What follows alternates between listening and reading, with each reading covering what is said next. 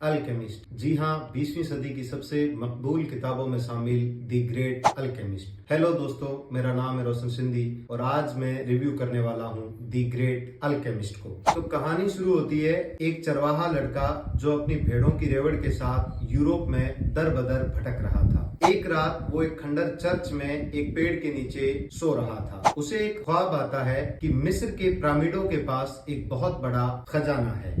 यही ख्वाब उसे 2-3 मरतबा पहले भी आ चुका था। इस बार जब एक ही ख्वाब बार बार आया तो लड़का उस ख्वाब पर यकीन कर लेता है और सबसे पहले वो अपनी भेड़ों के रेवड़ को बेच देता है और निकल पड़ता है उस खजाने को ढूंढने के लिए। इस पूरी किताब में इसी सफर का विवरण है। इस पूरे सफर के दौरान लड़के को 5 से 6 मरतबा अलग अलग लोगों द्वारा लूटा गया। इसके बावजूद भी वो हार नहीं मानता और एक कीमियागर की मदद से वो मिस्र के पिरामिडों तक पहुंच ही जाता है। वहां पर उसे कोई खजाना नहीं मिलता।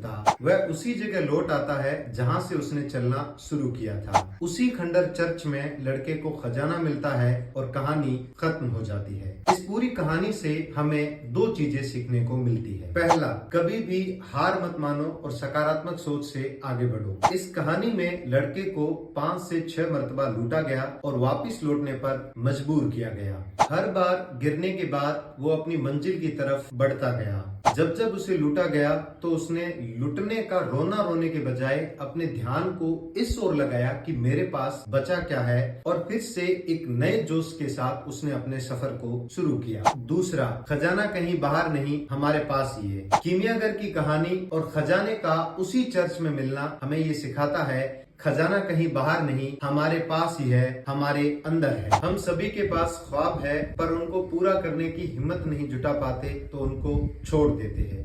क्या पता हिम्मत जुटाते तो शायद ख्वाबों का खजाना मिल ही जाता।